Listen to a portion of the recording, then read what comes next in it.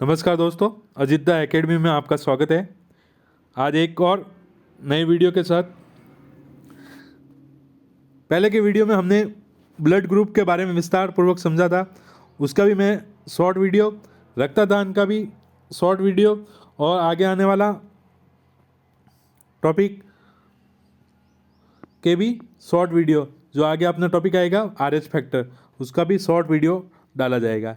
इसके पीछे कारण है क्योंकि रक्तदान नाम का कोई भी टॉपिक आपको यूट्यूब पर नहीं मिलेगा और इसमें जो भी क्वेश्चन बनेंगे उन क्वेश्चनों को पॉइंट वाइज देखेंगे। प्रीवियस प्रश्न में जो भी क्वेश्चन आ रखे। रक्तदान क्या है? रक्तदान एक स्वस्थ व्यक्ति का रुधिर रोगी को दिया जाना ही क्या कहलाता है? रक्तदान कहलाता है। ब्लड का डोनेट, रक्तदान क्या है? ब्लड को डोनेट करना एक तरह से। ट्रांसफ्यूशन, स्वस्थ व्यक्ति का रुधिर रोगी को दिया जाना ही क्या कहलाता है? रक्त का दान। वेरी मोस्ट लाइन है इसमें, रक्त ग्रहण करने वाले के पास दाता के समान एंटीजन होना आवश्यक है। जैसे ए ब्लड ग्रुप का रोगी है और उसको रक्त की आवश्यकता है, तो डॉक्टर उसे ए ब्लड ग्रुप वाले स्वस्थ व्यक्ति का ही रक्त देंगे या फिर ए बी ब्लड ग्रुप वाले का रख देंगे, क्योंकि इन दोनों के पास एंटीजन ए पाया जाता है। इसमें एंटीजन ए व ए बी, तो इसमें भी एंटीजन ए, तो दोनों एंटीजनों के ब्लड ग्रुप समान होना आवश्यक है, वरना क्या हो जाएगा? रोगी की मृत्यु। क्या कैसे होता है? जैसे ए ब्लड ग्रुप की आकृति कैसे होती है? ये ए ब्लड ग्रुप है, इसकी आकृति जैसे एक गोलाकार है, ये ऐसे इस टाइप का, ये इसमें ये एंटीजन है, ये ए ब्लड ग्रुप में एंटीजन है, और इसका एंटीबॉडी जैसे इस प्रकार का, ये एंटीबॉडी है।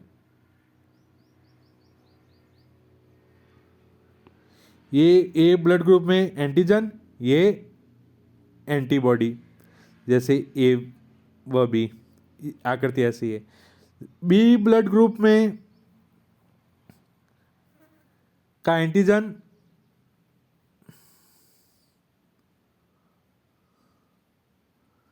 एंटीबॉडी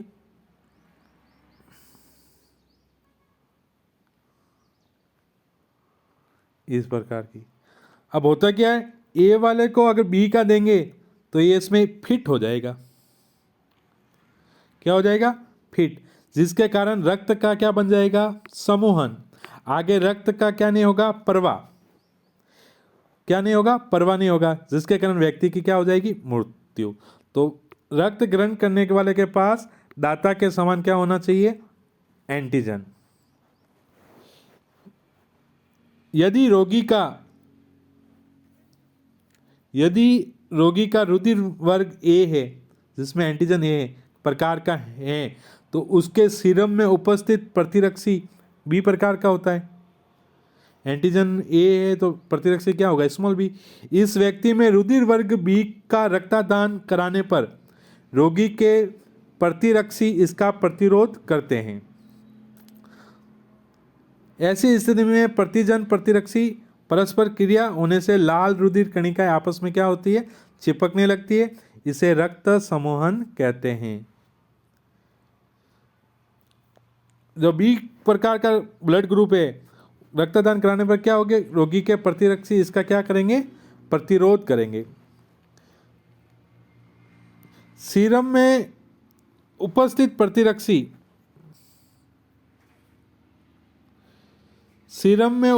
प्रतिरक्षी स्वयं के रुधिर वर्ग के अतिरिक्त अन्य प्रतिजन वाले रुधिर वर्ग के रक्तदान का क्या करते हैं? प्रतिरोध करते हैं। यही तो लिखा है। अपने ब्लड ग्रुप के अलावा दूसरे ब्लड ग्रुप के अगर एंटीजन है, तो ये रोगी दूसरे ब्लड ग्रुप के एंटीजन के और प्रतिरक्षी क्या करेंगे? एक दूसरे को प्रतिरोध करेंगे। तो अपने समान दाता वाला एंटीजन होना आवश्यक है। अगला इंपॉर्टेंट फैक्ट है इसमें,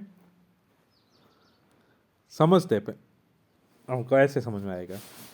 जैसे ए ब्लड ग्रुप वाला कोई है, ए ब्लड ग्रुप वाला कोई व्यक्ति है, इसका एंटीजन ऐसे होता है, जैसे इसका एंटीजन समझो ऐसे है,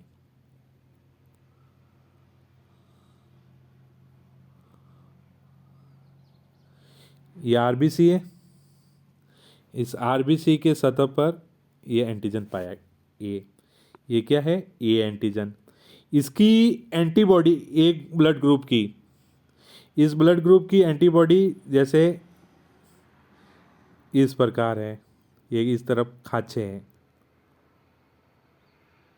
ये एंटीबॉडी है इसकी A/B। अब बी ब्लड ग्रुप है, उस बी ब्लड ग्रुप में एंटीजन बी इस प्रकार का है,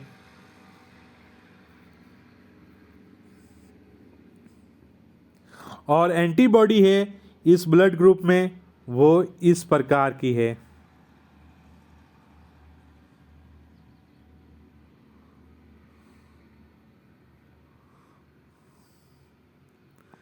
A/B।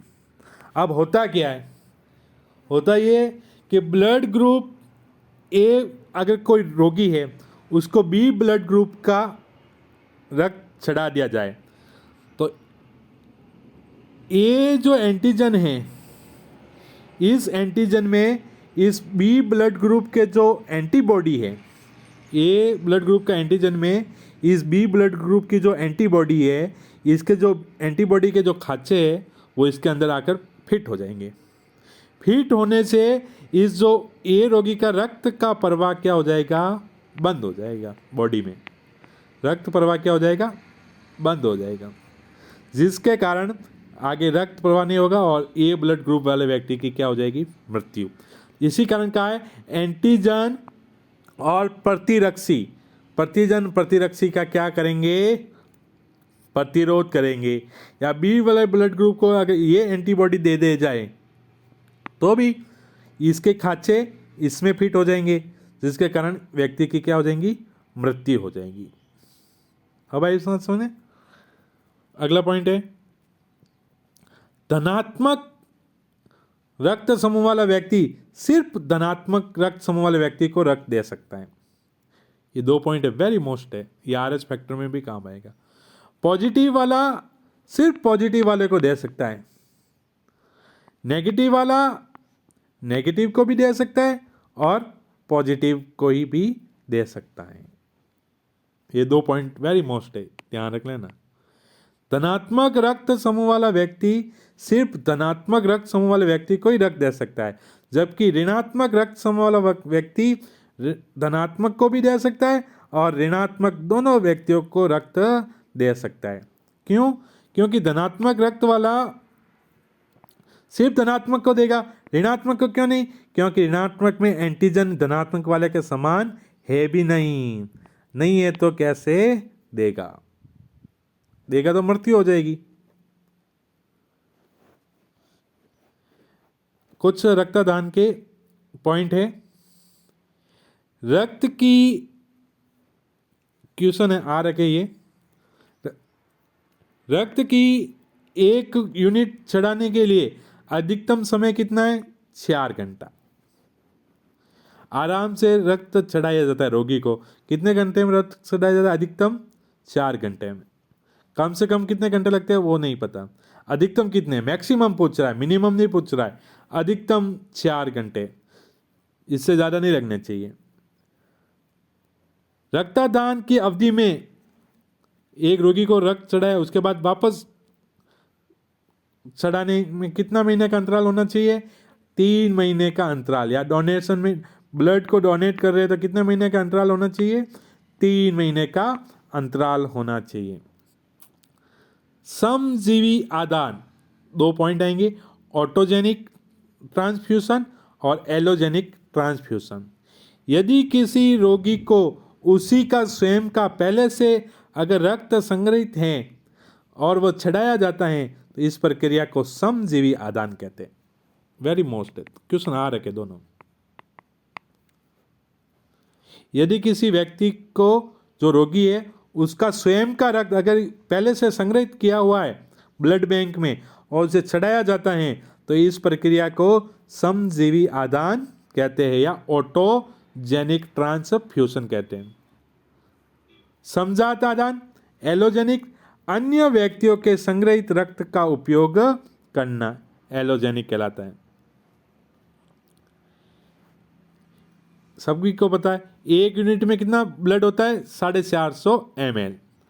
कार्ल लैंडस्टीन ने रक्तदान की, ब्लड डोनेट की क्या की थी, शुरुआत की थी। 14 जून को रक्तदान दिवस मनाया जाता है। रक्तदान दिवस कब मनाया जाता है, 14 जून को, तारीख याद कर लेना, 14 जून को रक्तदान दिवस मनाया जाता है। ब्लड बैंक जो होता है वो 4.5 डिग्री सेंटीग्रेड पर ठंडा रखता है या 40 डिग्री फ़ारेनहाइट पर।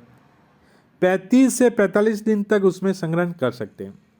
उसमें रक्त नहीं का थक्का नहीं जमे, इसी कारण ब्लड बैंक में क्या मिलाया जाता है, EDTA, ethylene di tetraacetate, sodium citrate, sodium benzoate, ये सभी मिलाए जाते हैं ब्लड में।